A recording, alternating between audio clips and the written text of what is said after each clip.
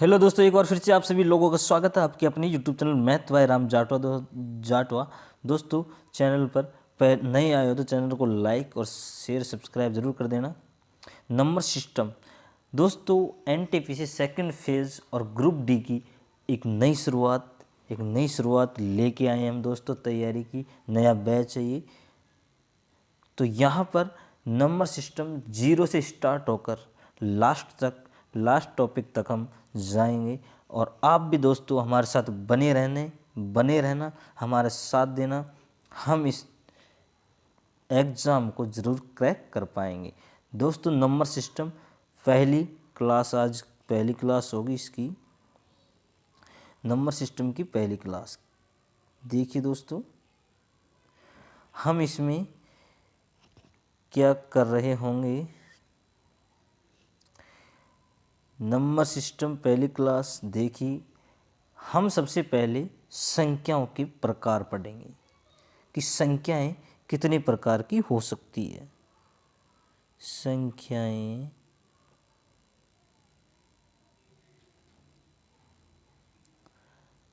प्रकार संख्याओं के प्रकार पढ़ेंगे दोस्तों।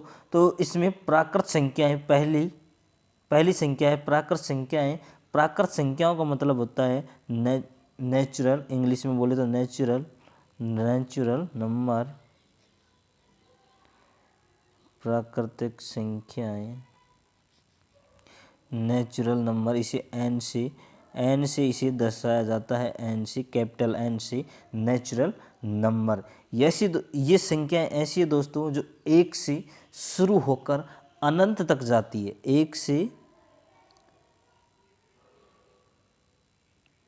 अनंत तक जाती है, एक से लेकर अनंत तक जाती है। इन संख्याओं की हम गिनती तो कर पाते हैं। जिन संख्याओं की गिनती कर पाते हैं, ये इन संख्याओं से हमें गिनती मिलती है। इन संख्याओं से हम किसी वस्तु को या किसी को काउंट कर सकते हैं। तो वो होती है जो प्राकृत संख्या होती है, उनसे हम किसी को हम काउंट कर पाते हैं।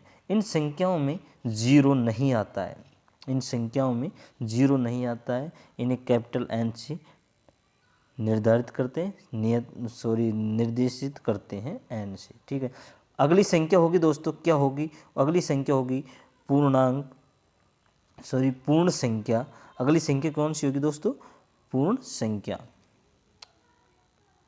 दूसरे नंबर की संख्या है पूर्ण संख्याएं, जिसे हम डब्लू होल नंबर, इसका मतलब होता है WHOLE होल नंबर, ये हो जाएगी डब्लू। इसे कैपिटल डब्लू से इसे निर्देशित करते हैं या दर्शाते हैं। ये संख्याएं जीरो तथा सभी प्राकृत संख्याओं के जो प्राकृत संख्याएं हैं उनकी समूह के पूर्ण संख्याएं कहलाती है। जो उनका समूह होता है, क्या होता है? 0 1 2 3 4 ऐसे लेके अनंत तक जितनी भी संख्याएं होती है उन्हें हम पूर्ण संख्याएं कहते हैं। जीरो से शुरू होकर अनंत तक।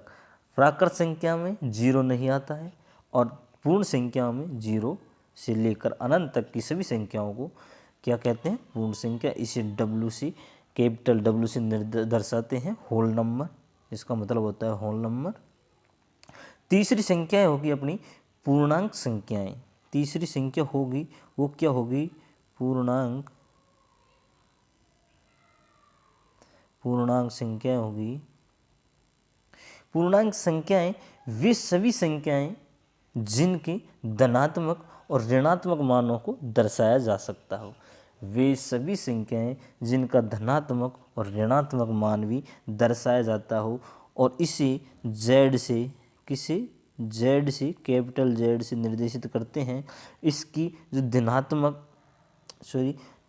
धनात्मक कितना भी धनात्मक हो हमें पता नहीं है। अनंत से कितना भी धनात्मक हो, अनंत का माइनस हो या ऋणात्मक हो। अनंत से 1 2 3 2 3, ये भी माइनस में,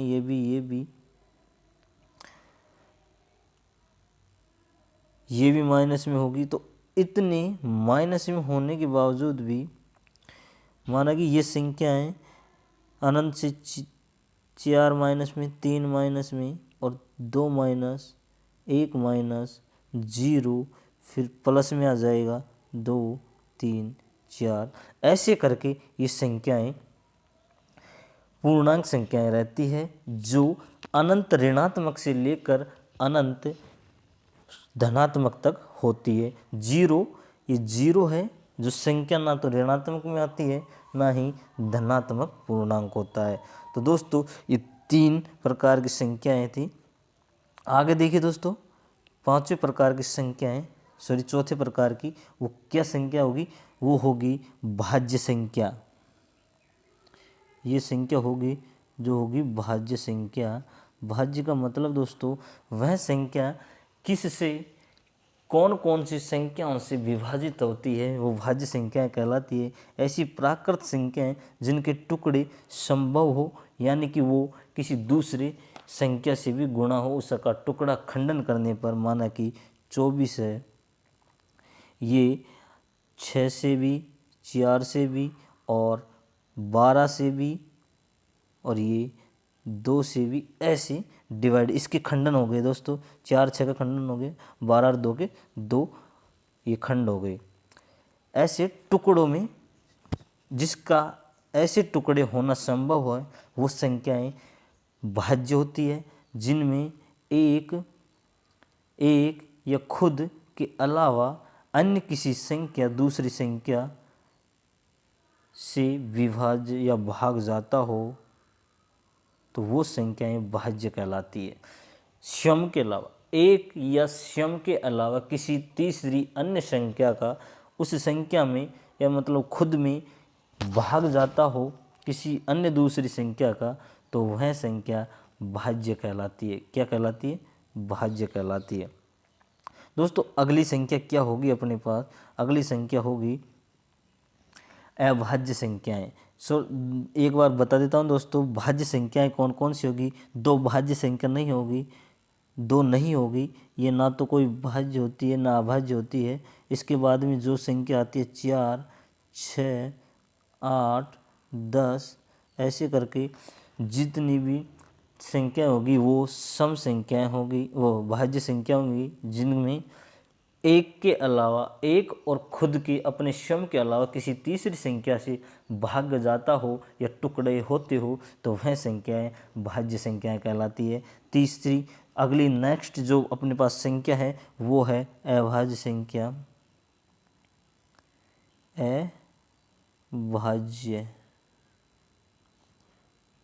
अभाज्य संख्या है दोस्तों, अभाज्य संख्या क्या है? ऐसी प्राकृत संख्याएं जिनमें एक और सम के अलावा किसी और का भाग नहीं जाता हो, सम का ही भाग जाता हो। एक का तो जाएगा ही जाएगा, कोई सी भी संख्या हो, एक का होगा तो एक का एक में भी जाएगा। तो ऐसी संख्या जो एक और सम के अलावा किसी और का भाग उसमें नहीं जाता हो तो वो संख्याएं अभाज्य संख्याएं कहलाती है, यानी कि उसके टुकड़े नहीं हो सकते, तो अभाज्य संख्याएं कहलाती है। तो एक न तो अभाज्य नहीं भाज्य है और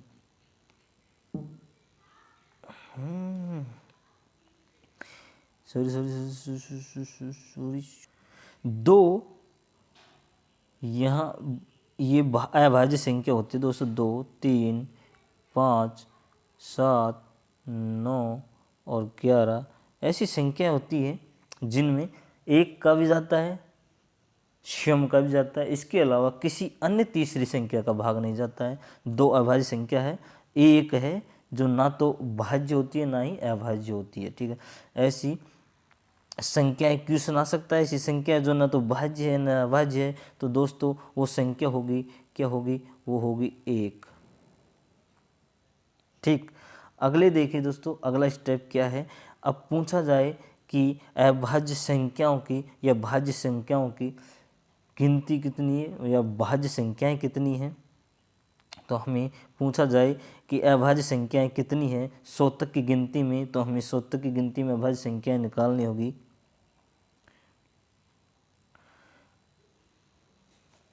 अगर हम देखें अभाज्य संख्याएं 100 तक की गिनती में, तो वो होगी, कितनी होगी, ये होगी 25 नंबर या संख्याएं।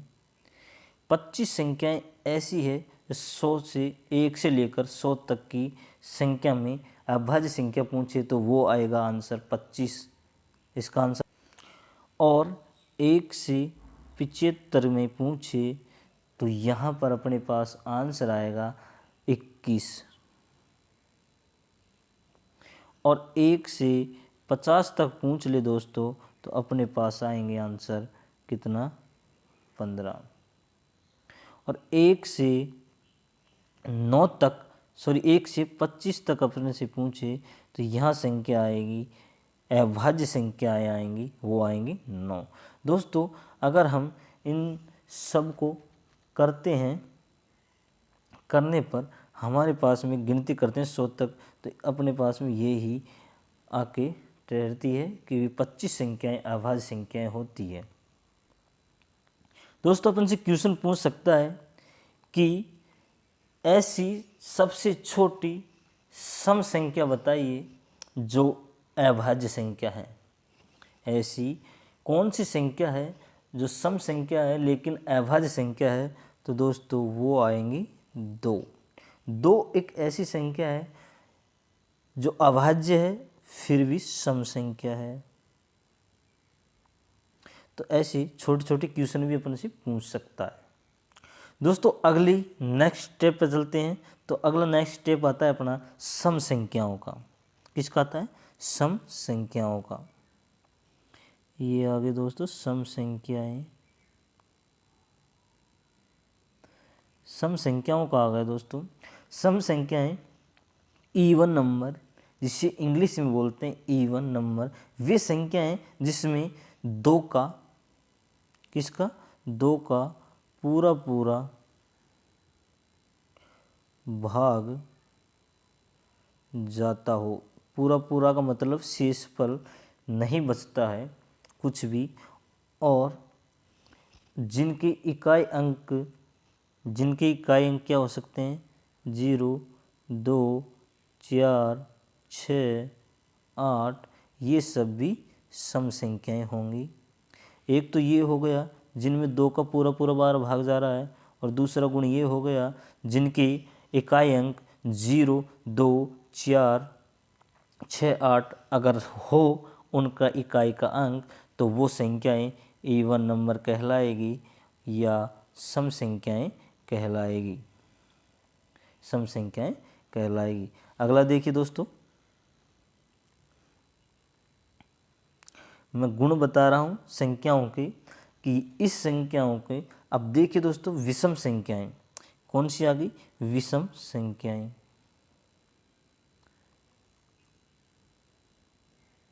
विषम संख्या, विषम संख्या मतलब odd number, ODD odd number, odd number विषम संख्या। ऐसी संख्याएं जिसमें 2 का भाग पूर्ण रूप से नहीं जाता हो या वो 2 से पूर्णतः विभाजित नहीं होती हो, वो संख्याएं विषम संख्या कहलाती है। और जिनका इकाई अंक 2 से विभाज्य नहीं हो पूर्णतः,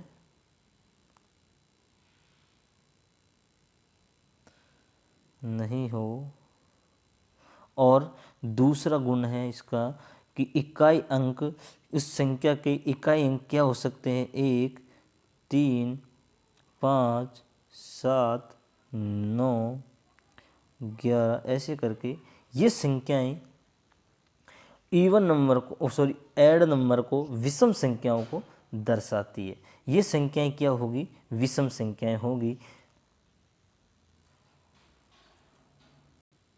ऐसी ही दोस्तों 3 या 4 और 4 तरह की संख्याएं हैं, जैसे कि वास्तविक संख्या होगी, परिमेय संख्या होगी, अपरिमेय संख्या होगी। तो इस तरह की संख्याएं बहुत है।